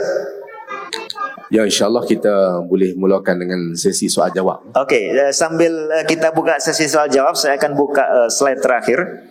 Ini topik-topik utama yang patut disoroti kalau kita membahas perbedaan antara madzhab Salafi dan madzhab Asy'ari. Ya. Masing-masing topik ini butuh daurah sendiri atau perlu kuliah 4 tahun mungkin. Ya. Tapi nanti bisa kita sampaikan ringkasannya di akhir pembahasan. Silakan, Ustaz. Jadi insyaAllah kita buka untuk soal jawab untuk ditujukan kepada Al-Fadhil Ustaz Nidal Mashhud yang berkaitan dengan tajuk saja. Jangan duk tanya bab fiqh pula.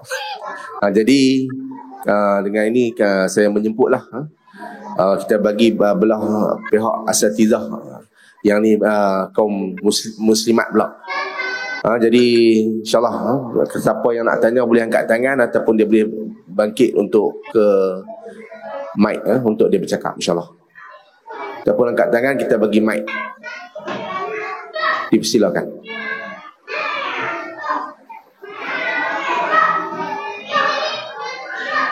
Sebab mic yang disediakan itu wireless tanpa wire.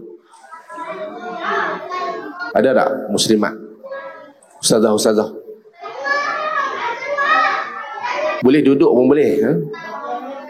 Duduk, insyaAllah kita ada petugas yang boleh serah mic. Angkat tangan dia. Ada tak ustazah?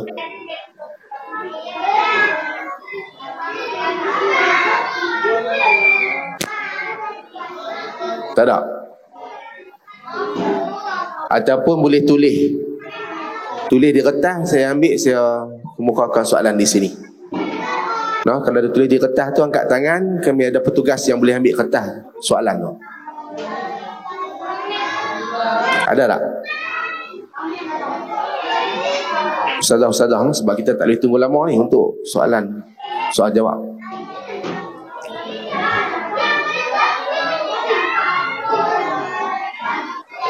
Ada ni abang kita yang berdiri ni. Ya. InsyaAllah soal jawab ni kita buka sampai insyaAllah dalam pukul 12.20 itu kita stop lah. Ada tak asatizah? Tak apa, kita bagi ruang soalan kepada para peserta muslimin di kalangan lelaki pula. Sementara nak tunggu ada soalan bertulis daripada ustazah insyaAllah. Jadi dipersilakan. Bismillahirrahmanirrahim. Assalamualaikum warahmatullahi wabarakatuh. Saya ada dua persoalan yang mungkin soalan basic.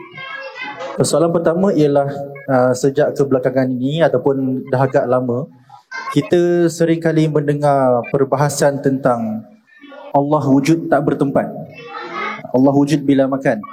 Jadi persoalan saya adalah, adakah ini salah satu perkara yang berasal usul daripada fahaman Asy'ariyah, kembali kepada Imam Abu Hasan Asy'ari, ataupun ianya datang daripada sumber yang terkemudian yang bukan daripada beliau? Soalan yang pertama. Dan yang kedua, soalan saya ialah, apakah keperluan untuk kita berbincang secara terlalu mendalam secara falsafah tentang sifat-sifat Tuhan, tentang ayat mutasyabihat, yang sampai dia semakin lama semakin mengelirukan dan menyebabkan kita semakin lama mungkin semakin terpesong, wallahualam, tentang perkara yang kita sendiri pun tak tahu hakikatnya macam mana. Adakah keperluan untuk kita berbincang sampai ke tahap itu, ataupun ianya hanya sekadar perbincangan yang membuang masa? Wallahualam. Terima kasih.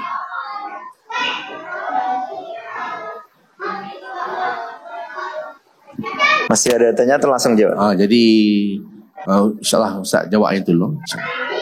Baik, yang kedua dulu ya. Pertanyaan yang kedua. Adakah penting kita membahas persoalan-persoalan akidah atau filsafat ini sampai terlalu mendalam? Sebetulnya jawabannya tergantung pada isi pembahasan kita. Tergantung isi pembahasan kita. Kalau isi pembahasan kita isi dengan penjelasan-penjelasan yang berasal semata dari opini manusia, ya, apalagi dari aneka macam aliran yang jauh dari Islam, ya, aliran-aliran yang ada di Yunani, aliran yang ada di India, aliran yang ada di Cina, secara langsung maupun yang sudah diambil ke dunia Islam, maka dia menjadi pembahasan yang tidak berguna untuk menambah keimanan, untuk menambah wawasan akidah Islam. Kenapa? Karena dia bukan sumber yang diakui sebagai sumber yang otoritatif untuk akidah Islam. Ya, itu. Tapi dia punya kegunaan untuk menunjukkan kepada kita betapa nikmatnya akidah Islam. Seperti kata para sahabat antara Khalifah Umar bin Khattab radhiyallahu anhu, orang kalau tidak mengenal jahiliyah, dia kurang merasakan nikmatnya Islam, nikmatnya tauhid. Maka salah satu cara kita memperkuat nikmat perasaan kita terhadap nikmatnya akidah Islam, kita membaca akidah-akidah yang bercanggah dengan kebenaran. Akidah-akidah yang menyimpang akan kita tahu, oh, nikmat sekali orang Islam mendapatkan petunjuk seperti ini. Nah, itu satu. Yang kedua, kalau kita isi pembahasan akidah ini dengan sumber-sumber yang memang otoritatif, ya, dengan ayat-ayat Al-Quran yang membahas rinci sifat-sifat Allah. Berapa banyak sifat Allah disebutkan dalam Al-Quran. Kemudian dirinci sebagiannya oleh Rasulullah SAW. Ya. Contoh, kita tahu Allah qadir dan ala kulli syai'in qadir. Dan Allah juga fa'alun lima yurid, melakukan apa yang dia kehendaki. Jadi Allah maha mampu dan juga maha melakukan apa yang dikehendakinya. Ini secara umum. Kita sudah paham, kita bisa amalkan. Kita bisa hayati akidah itu. Tapi kalau kita ditambah dengan rincian dari Rasulullah, oh ternyata Allah mentakdirkan langit dan bumi ini dengan terlebih dahulu 50.000 tahun sebelum penciptaan langit bumi. Allah sudah mencatatkan takdir itu dalam Lauh Mahfuz. Allah menciptakan kolam, satu makhluk yang khusus diberikan tugas untuk mencatat takdir di atas Lauh Mahfuz. Lalu kemudian ketika manusia mulai muncul janin dalam perut ibunya, Allah juga memerintahkan malaikat untuk menuliskan catatan takdir 4 perkara. Menuliskan umurnya, menuliskan rizkinya, menuliskan amalnya, menuliskan nasibnya. Apakah menjadi orang yang bahagia ataukah menjadi orang yang durhaka. Lalu kemudian setiap tahun untuk masyarakat bumi, Allah juga menurunkan catatan takdir kepada malaikat, yaitu di suatu malam yang kita kenal sebagai Lailatul Qadri. Yang di situ semua takdir setahun dihimpun. Nah, ini rincian-rincian yang berguna. Kenapa? Sumbernya benar, otoritatif, dan bisa menambah iman. Itu pertanyaan kedua. Ya, pertanyaan pertama, apa tadi? Tentang apa, Ustaz? Yang pertama tadi? Ya. Maaf, ini lupa ya. Sifat manusia. Allah ni wujud bila makan. Oh ya, Allah wujud bila makan, ya. Kalau kita mau makan juga wujud bila kita makan. Ya, ini salah satu ungkapan. Pertanyaannya, apakah otentik dari Abul Hasan Al-Asy'ari atau belakangan?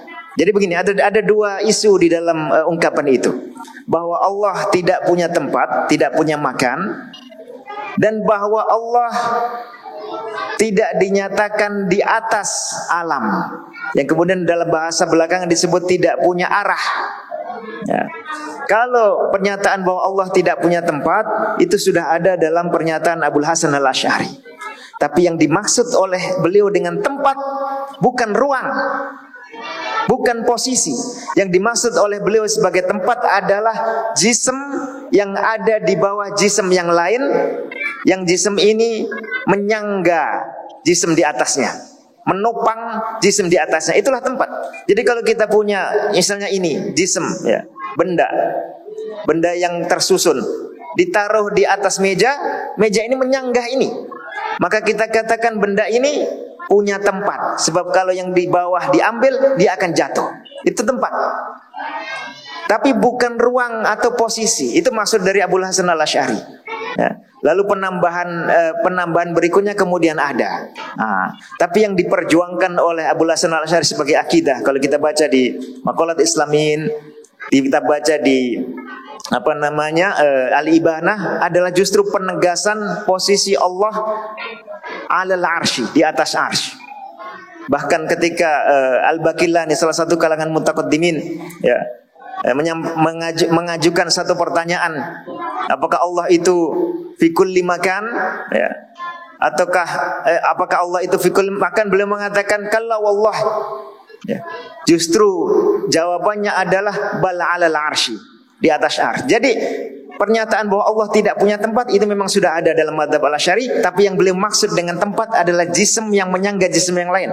Karena Allah baginya bukan jism dan tidak disangga oleh jism apapun, maka berarti tidak punya tempat. Tapi tidak punya tempat bukan berarti tidak ada di atas.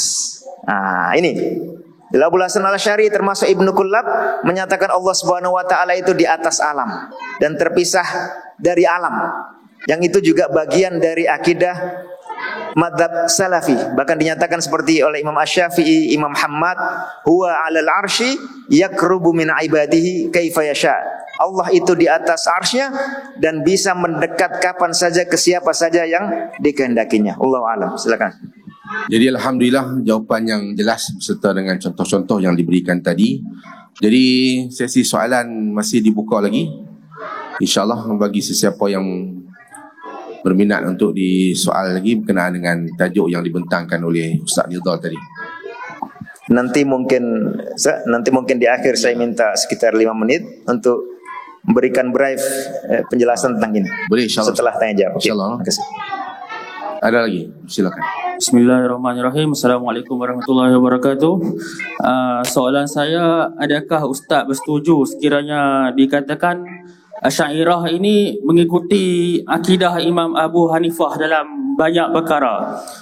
Contohnya dalam bab iman. Di sisi Imam Abu Hanifah, tasdik bil qalbi itu adalah aslul iman. Sedangkan syahadah dan amal itu adalah mustakmilul iman, penyempurna iman. Dan ini juga selari dengan manhaj Asy'ariyah. Dan di dalam akidah Tahawiyah disebut bahawa Allah ini maha suci dari had, anggota dan arah. Ini juga selari dengan Asy'ariyah. Jadi apakah pendapat Ustaz dalam perkara ini? Jadi insyaAllah. Langsung Ustaz. Oke. Bismillah, alhamdulillah. Ya, akidah Asy'ariyah dengan akidah Hanafiyah dalam persoalan iman berbeda. Ya, berbeda. Dalam akidah Hanafiyah, iman itu definisinya atau pengertiannya adalah keyakinan dalam hati plus pernyataan dengan lisan. Ada 2, keyakinan dalam hati dan pernyataan dalam lisan. Adapun amal dikeluarkan dari definisi iman. Kalau kalangan pendahulunya seperti Abu Hanifah sendiri, kemudian beberapa murid yang dekat dengan beliau tetap memasukkan iman sebagai syarat dari, memasukkan amal sebagai syarat dari iman, tapi bukan masuk sebagai rukun iman, tapi merupakan syarat. Ini intinya juga samalah, mirip atau serupa. Kita tahu dalam fikah misalnya orang niat solat itu dijadikan oleh mazhab Syafi'i sebagai rukun, oleh mazhab Hambali dijadikan sebagai syarat. Tapi dua-duanya konsekuensinya sama. Kalau tidak dilakukan tidak sah. Nah, begitu juga ini. Jadi iman bagi Abu Hanifah itu keyakinan dalam hati dan ucapan dalam lisan, tidak termasuk amalan. Tapi kalau amalan tidak dilakukan, dua ini juga tidak sah. Ya, kalau bagi ahlu sunnah wal jamaah yang lebih senior, kalangan as-salaf as-soleh, pengikut para sahabat, juga kalangan tabi'in dan atba'ut tabi'in serta para imam sampai sekarang, mereka tegas-tegas mengatakan al-imanu qaulun wa amal. Qaul itu artinya perkataan dalam hati dan lisan, amal itu artinya perbuatan dalam hati maupun dalam anggota badan. Ya. Jadi ada yang mengungkapkan seperti Imam Ats-Tsauri qaulun wa amalun wa niyyah supaya mencakup tiga-tiganya. Ya. Ada yang mengatakan qaulun wa amalun wa niyyah dan muwafaqatus sunnah, amalannya harus sesuai dengan sunnah. Tapi intinya ini yang diperjuangkan, memasukkan amal sebagai bagian inti dari akidah. Adapun dalam mazhab Al-Asy'ari yang lebih dikenal, ya terutama diperjuangkan oleh Al-Baqillani, mereka hanya mengatakan iman itu hanya tasdik saja, percaya, itulah iman. Adapun amal dan syahadat ini bukan bagian dari definisi iman. Jadi definisi iman dalam mazhab Asy'ari lebih minimalis dibanding mazhab Hanafi, dan keduanya lebih minimalis dibanding mazhab Salafi. Ini secara yang beredar di kalangan mutakalliminnya ya. Tapi kalau kita lihat kalangan Asy'ariyah, khususnya dari kalangan fuqaha, mereka lebih mengikuti mazhab Syafi'i bahwa al-imanu i'tiqadun bil jinan wa qaulun bil lisan wa amalun bil arkan. Banyak Asy'ari atau kalangan Asy'ariyah yang lebih mengikuti konsep ini, konsepnya para fuqaha dan konsepnya salaf termasuk Imam Syafi'i, dibanding konsepnya Al-Asy'ari ya, yang ternyata serupa dengan konsepnya As-Solihi, salah satu kalangan Murji'ah Jahmiyah ya, yang mengatakan bahwa iman itu hanya tasdik saja. Nah, ini sisi perbedaannya. Tapi kalau kita lihat sisi kedekatannya, ternyata mereka juga punya konsep orang yang amalannya amalan kafir itu menunjukkan bahwa kepercayaan hatinya tidak benar. Nah, jadi tetap dia akan menyalahkan orang yang melakukan perbuatan kafir, tapi bukan karena perbuatan kafir itu membatalkan iman secara langsung, tapi karena itu menunjukkan bahwa tasdiknya dalam hati tidak benar. Macam itu ya. Jadi beda antara mazhab Al-Asy'ari dan mazhab Hanafi dalam persoalan iman. Nah, yang kedua tadi saya lupa lagi. Yang itu saja. Itu aja. Ya. Oke, terima kasih. Ada soalan lagi insya-Allah. Jadi jelas tadi jawapan tadi dan diberi dengan contoh-contoh. Jadi ada satu soalan bertulis yang disampaikan di sini, yaitu adakah akidah salaf itu sahaja yang benar? Manakala akidah Asy'ariyah itu salah ataupun terdapat perbezaan di sudut ini, bagaimana? Adakah akidah salaf? Adakah akidah salafus salih itu saja yang benar? Manakala akidah Asy'ariyah itu salah? Ya. Jadi begini, kalau ada dua akidah yang bertentangan, ya, yang satu mengatakan A, yang satu mengatakan bukan A, apakah mungkin dua-duanya benar? Coba tuan-tuan jawab. Kalau satu mengatakan A, yang satu mengatakan bukan A, apakah mungkin dua-duanya benar? Tidak mungkin. Yang benar hanya salah satu. Yang ini saja atau yang ini saja. Ini kalau bertentangan, ya. Ini bila bertentangan. Tapi kalau tidak bertentangan, ya, tapi bersifat tambahan, nah, bersifat tambahan, maka ini mungkin saja. Ya, mungkin saja dua-duanya benar apabila bersifat tambahan. Misal apa? Misalnya kita tahu dalam akidah yang benar bahwa Allah Subhanahu wa taala akan memasukkan orang-orang yang beriman ke dalam surga. Ya. Setelah diampuni dosanya, kalau ada dosa akan dimasukkan ke dalam surga. Lalu ada akidah yang lain mengatakan akan memasukkan mereka ke neraka. Ini pasti salah satunya salah. Ya. Tapi kalau kemudian ada tambahan, selain Allah mengisi surga dengan orang yang beriman, ketika di dunia Allah juga akan menciptakan makhluk-makhluk baru, lalu ditambahkan juga sebagai penduduk surga. Ini mungkin benar, karena dia tidak bercanggah, tidak bertentangan dengan akidah yang tadi. Nah, begitu juga dengan akidah salaf dan akidah Asy'ari. Akidah salaf karena berasal dari kalangan sahabat, tabi'in dan para pengikut mereka, yang rujukannya adalah Al-Quran dan Sunnah, ya. Hal-hal yang mereka ijma', hal-hal yang para salaf itu ijma', ini pasti benar.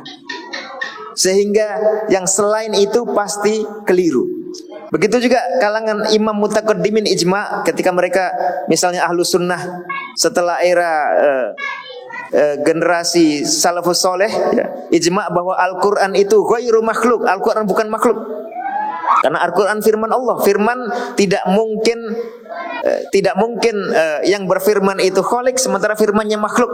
Karena justru Allah menciptakan makhluk dengan firmannya, kun atau kuni bardan misalnya ke api, maka pastilah firman Allah tidak makhluk, dan Al-Quran adalah firman Allah, maka Al-Quran tidak makhluk. Ini mereka ijma', walaupun itu belum dibahas oleh kalangan sahabat dan tabi'in, maka ini pasti benar. Sehingga yang mengatakan Al-Quran makhluk pasti salah. Mau Mu'tazilah, mau Asy'ari, mau apapun afiliasinya, kalau bercanggah dengan sesuatu yang salaf ijma'. Adapun kalau salaf tidak ijma', ya, Misalnya ada sahabat mengatakan Rasulullah pernah melihat Allah ketika Isra Mi'raj.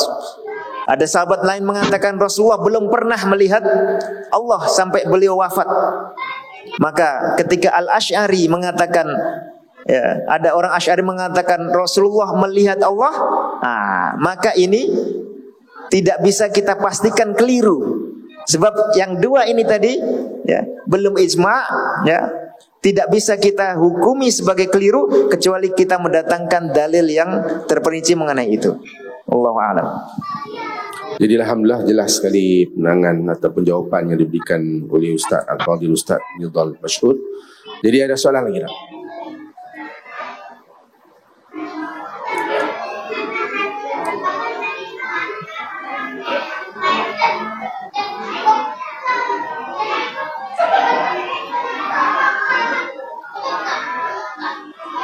Jadi insyaAllah dipersilakan.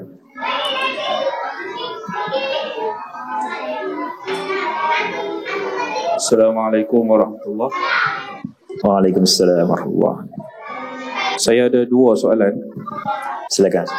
Yang pertama mengenai soalan yang pertama ni dia berkait dengan slot sebelum ini, iaitu Maulana Nasri tadi mengenai usul dan furu', tapi berkait juga dengan slot yang sekarang. Baik, berkenaan dengan isu usul dan furu', saya nak tanya tadi tapi tak sempat. Apakah garis panduan ataupun mi'yar untuk kita nak klasifikasikan perkara itu usul dan furu' dalam akidah? Contoh, saya bagi contoh dalam isu istawa.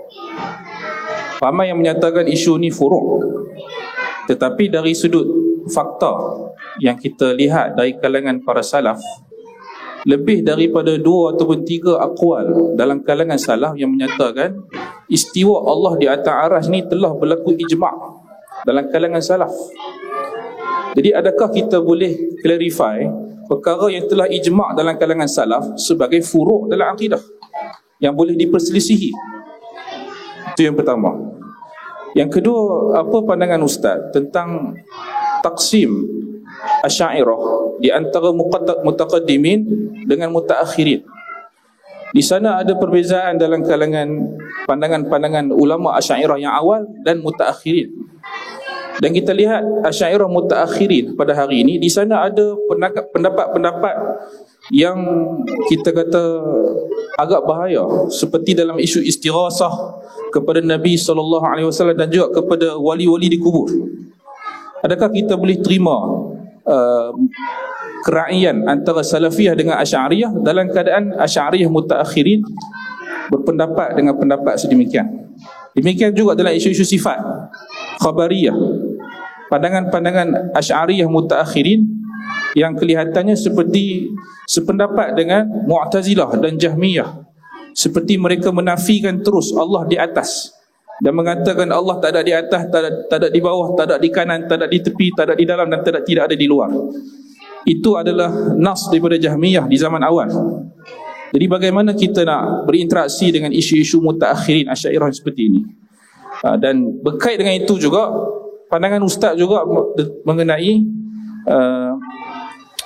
ulama-ulama Asy'ariyah seperti Al-Ghazali dan juga Ar-Razi yang terdapat nas dan juga riwayat-riwayat yang begitu banyak dalam kitab-kitab Asy'ariyah sendiri yang mengatakan bahawa mereka ni tarajuk kepada mazhab salaf di akhir hayat mereka.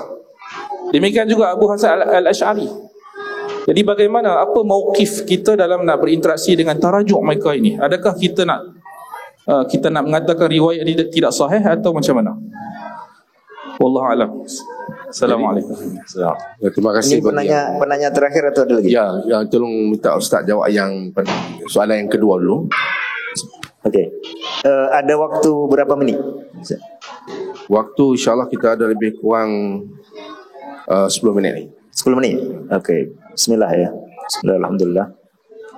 Untuk soalan pertama, jadi furu' atau usul itu, furu' artinya cabang, usul artinya pokok. Ya. Apa yang menjadi cabang bisa juga menjadi pokok bagi perkara yang lain yang lebih detail. Nah, ini pandangan saya. Jadi sebetulnya usul atau furu' itu relatif. Tidak bisa menjadi patokan untuk kita menghukumi seseorang kafir atau bukan kafir hanya karena ini. Karena pembagian ini bisa kita tarik-tarik. Persoalan istiwa bisa menjadi furu' dari persoalan sifatullah. Tapi dia juga menjadi usul bagi persoalan yang lebih detailnya lagi. Lalu apa cara kita menilai? Untuk menilai cukup complicated. Tidak hanya kita nilai perkaranya, tapi kita perlu nilai orang itu mengatakan ini karena apa? Apakah karena ada niatan ingin membantah syariat, ataukah tidak ada niatan itu hanya karena salah paham? Ada seseorang karena sangat gembiranya dia mengatakan ana rabbun wa anta abdun, misalnya salah ucap. Ini perkara sangat mendasar, tapi karena dia mengucapkannya bukan karena ingin mendurhakai Allah. Ada orang yang berpesan kepada anaknya supaya kalau meninggal nanti dibakar, kemudian abunya ditebar ke laut, karena dia takut kalau Allah mampu membangkitkan dia akan disiksa dengan siksa yang luar biasa. Ini pendurhakaan terhadap kemampuan Allah membangkitkan hamba. Tapi dia mengatakan itu karena salah pikiran, bukan karena sengaja ingin menolak syariat. Maka di sini ada yang namanya udzur. Jadi walaupun ucapan seseorang itu sangat krusial, sangat parah, tapi kalau dia punya udzur, entah karena tidak mampu paham atau udzur karena salah memahami dalil, maka di sini ada celah bahwa vonisnya tidak akan jatuh. Seperti itu ya Ustaz. Jadi usul atau furu itu sebetulnya relatif, tapi rata-rata orang menyebut masalah usul artinya ini perkara yang sangat kuat. Sangat kuat sehingga jangan sampai diselisih. Lalu yang kedua saya jawab sekaligus dengan menjelaskan ini. Bisa ditampilkan. Ya, insyaallah mungkin sekitar 5 menit atau 6 menit ya. Ya, soalan yang kedua berkenaan dengan ada 2. Ya, silakan. Tadi kan.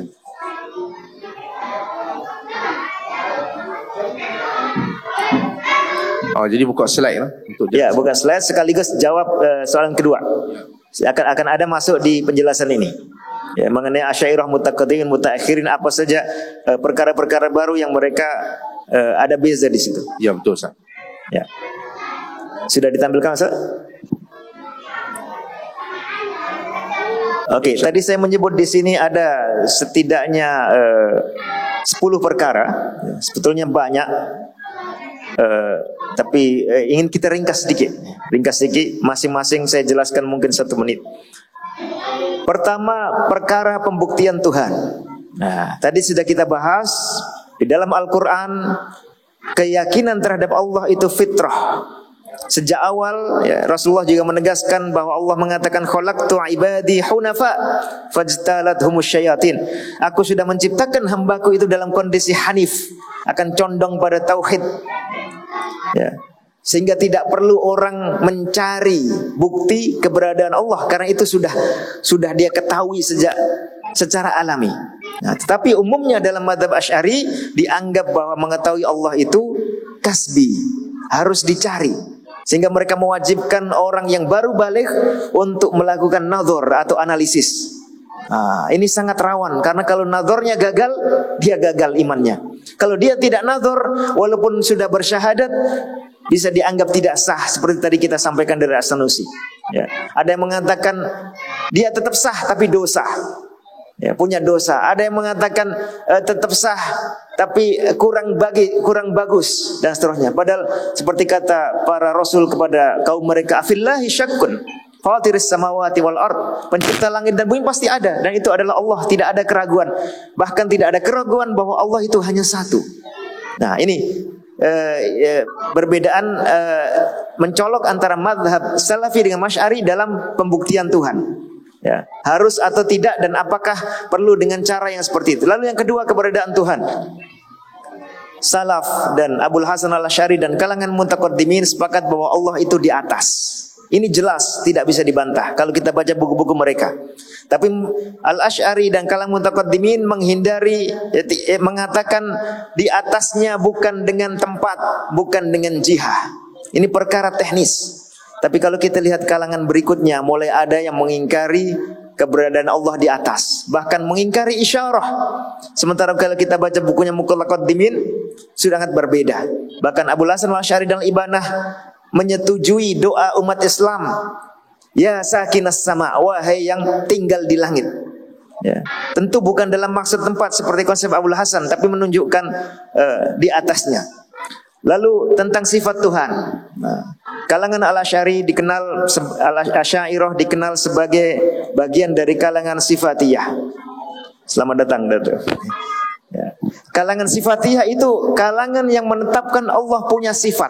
Nah, ini berbeda dengan Jahmiyah dan Mu'tazilah. Dalam hal ini sama.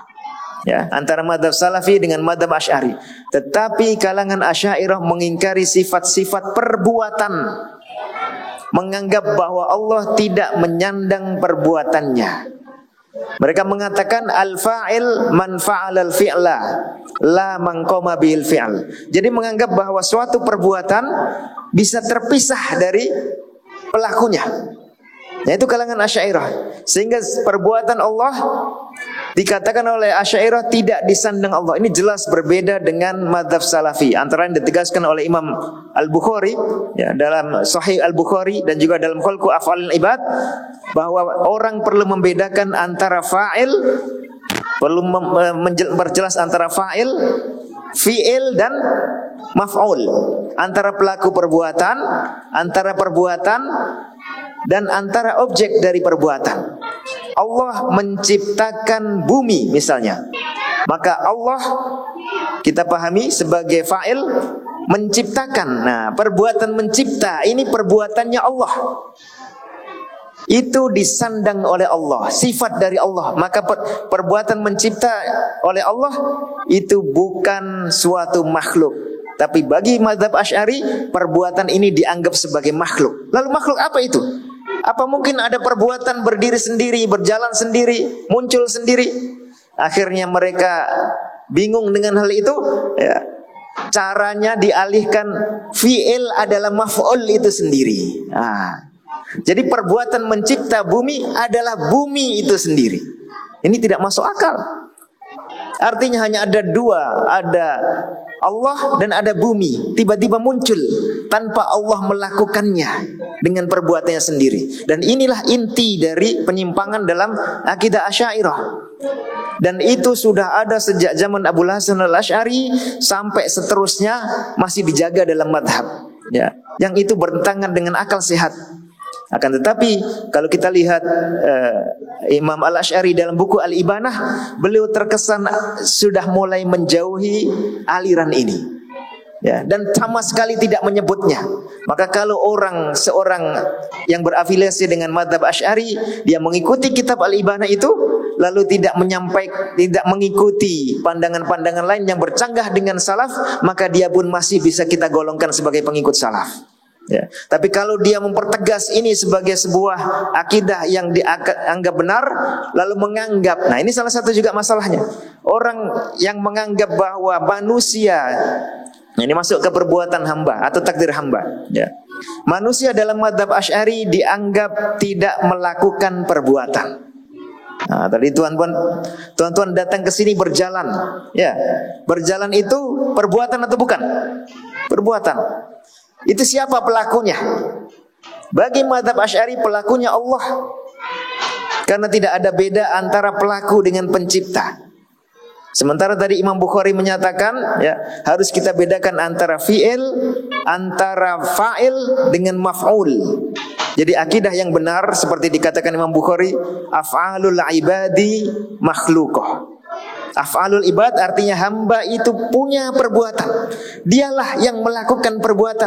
Dialah yang melakukan sholat, dialah yang melakukan zakat, dialah yang kalau naudzubillah berdosa melakukan dosa, sehingga dialah yang nanti bertanggung jawab di akhirat. Tapi bagi mazhab Asy'ari, pelakunya adalah Allah, hamba hanyalah kasib.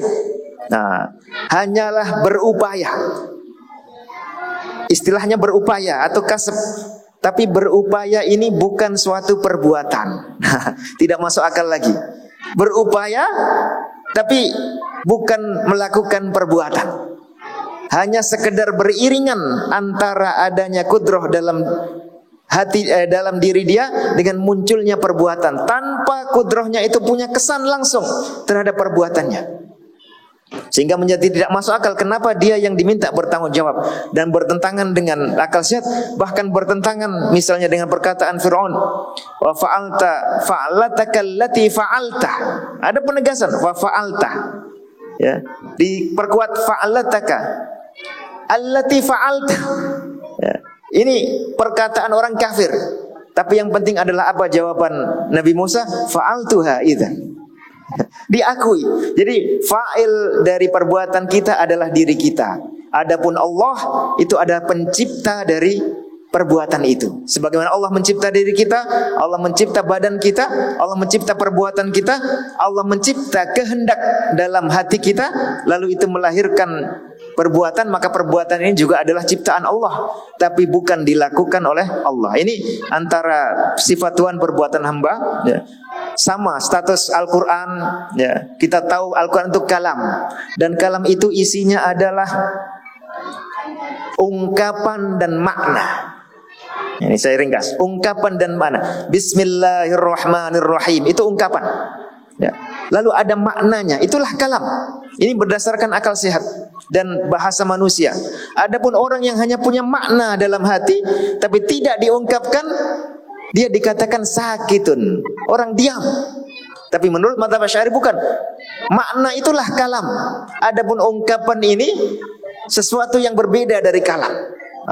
Ini juga tidak masuk akal. Maka ketika Allah berfirman, itu Allah menyampaikan suatu makna, ya, yang sudah diketahui oleh ilmunya, lalu menyampaikannya dengan berupa ungkapan. Misalnya ya Musa, itu betul-betul ada ungkapan ya Musa, dan ungkapan itu punya makna. Dua-duanya adalah sifat dari Allah Subhanahu wa taala.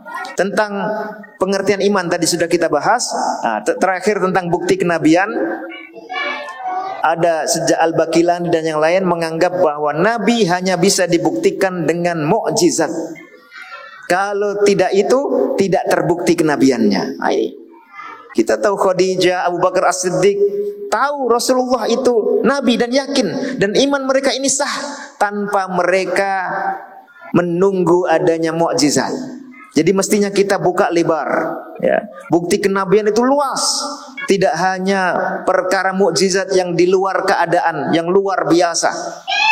Tapi orang kalau sudah tahu bahwa si A ini jujur sejak kecil, akhlaknya mulia, tidak pernah melakukan perbuatan yang buruk, tidak mungkin orang itu mengaku nabi kecuali satu dari dua perkara. Orang ini berubah menjadi orang yang sangat buruk, atau memang orang ini benar. Karena orang ini bukan orang yang buruk, maka orang ini benar. Maka berarti kenabiannya sudah terbukti. Ini rata-rata sahabat seperti itu, ya. Jadi di dalam mazhab Asy'ari ada pembatasan bukti kenabian menjadi sangat sempit. Sementara rahmat Allah itu sangat luas. Sebagaimana bukti keberadaan Allah juga sangat banyak. Tidak hanya bukti yang disampaikan oleh mazhab Asy'ari, yaitu dalilul a'rad, ya.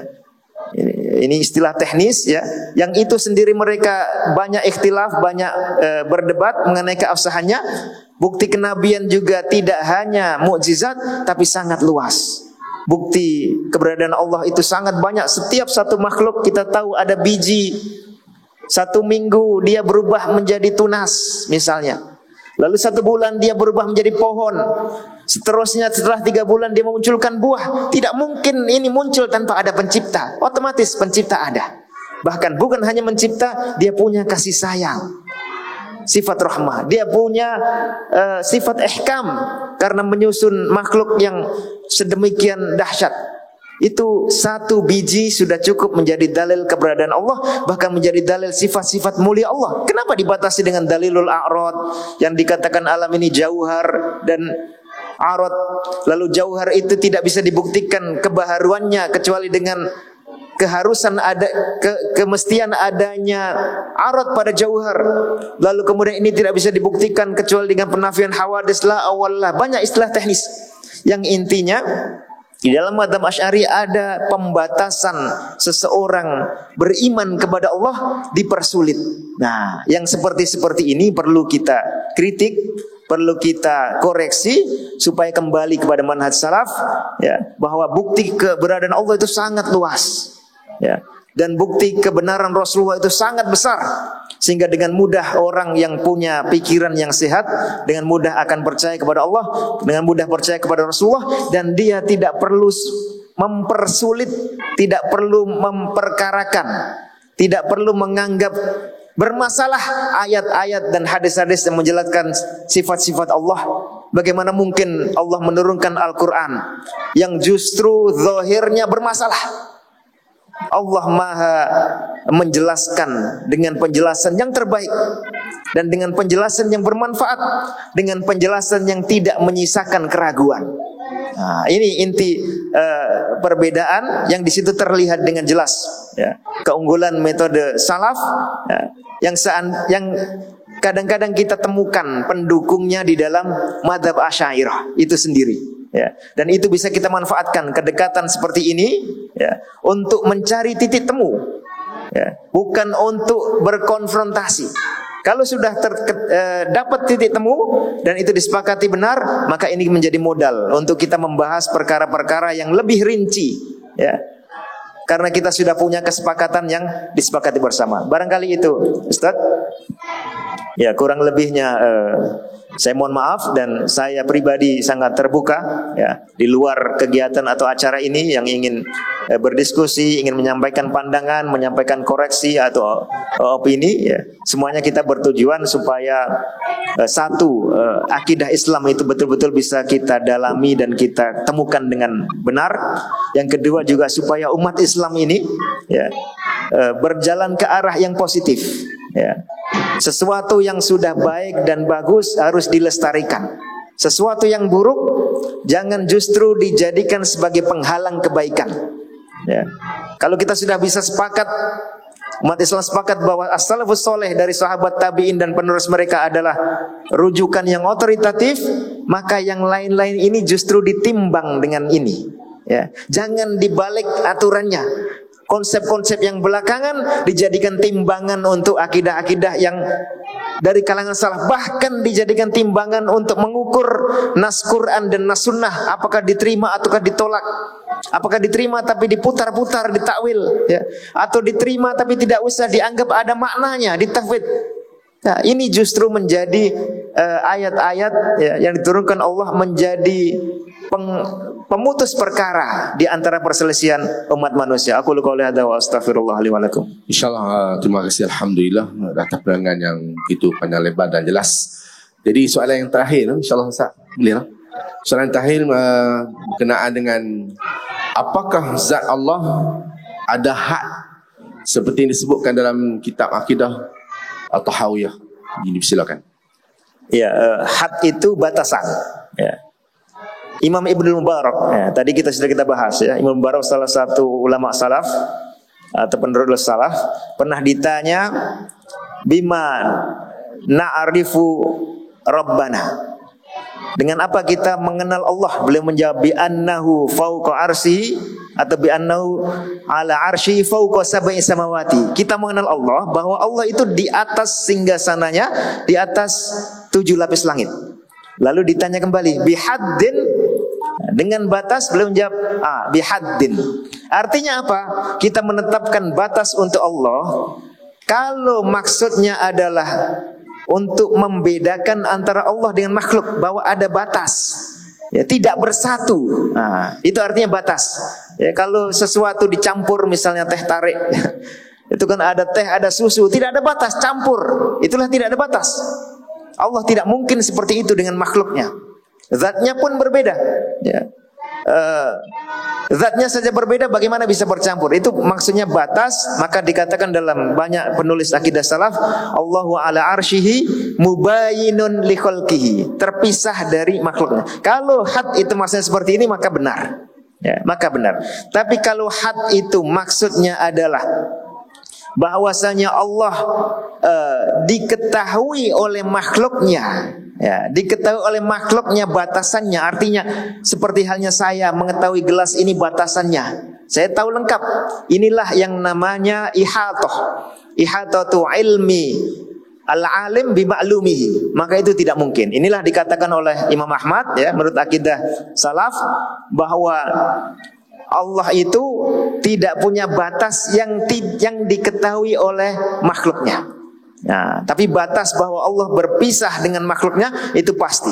Kalau tidak, maka jadinya seperti akidah hulul, Allah nyampur dengan makhluknya, ya. Atau akidah Jahmiyah, Allah tidak punya posisi tersendiri. Allahu a'lam. Jadi alhamdulillah itulah jawapan-jawapan kepada soalan-soalan ditujukan kepada Al-Fadil. Maaf, saya tambahkan satu saya. Ya boleh, insya. Kadang-kadang ada yang maksudnya had itu Allah terhad dalam arti terbatas kekuatannya, terbatas kekuasaannya, terbatas ilmunya. Kalau ini jelas tidak ada batas. Tidak ada batas untuk kekuatan Allah. Semua yang mungkin itu bisa dilakukan oleh Allah. Tidak ada batas untuk ilmu Allah. Semua yang ada maupun yang belum ada itu diketahui oleh Allah. Jadi kalau batas dalam arti ini jelas tidak ada. Allah tidak ada batas untuk ilmu dan kekuasaan maupun kesempurnaannya. Allahu a'lam.